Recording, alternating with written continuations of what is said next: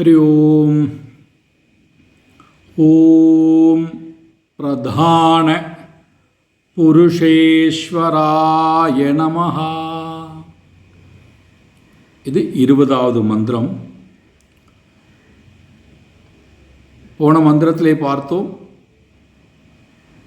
யோகவிதாம் நேத்ரே நமஹ. யோகத்தை அறிந்தவர்களுக்கு என்னென்னலாம் தேவையோ அது எல்லாவற்றையும் அறிந்து வைத்திருக்கக்கூடியவன் பரமாத்மா. அப்பேற்பட்ட பரமாத்மா எப்படி இருக்கிறாராம்? பிரதான புருஷா ஈஸ்வராய நமஹா.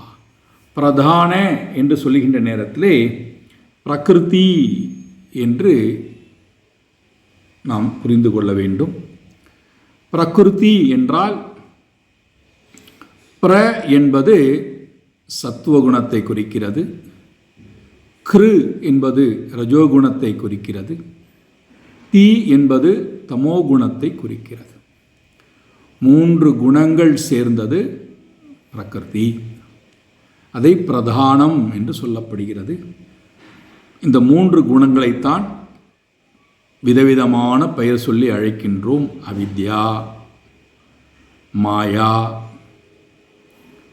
மூல பிரகிருதி, இப்படி பல பேர் சொல்லி அழைக்கின்றோம். இந்த பிரகிருதிக்கு யார் ஒருத்தர் ஈஸ்வரனாக இருக்கிறாரோ அவருக்கு பெயர் பிரதான புருஷேஸ்வராய நமஹ. 2வது புருஷா. புருஷன் என்றால் ஜீவன். அப்போ பிரகிருதிக்கும் ஜீவனுக்கும் யார் தலைவனாக இருக்கிறாரோ அவருக்கு இங்கே என்னுடைய வந்தனங்கள் இருக்கட்டும் என்று சொல்கிறார்.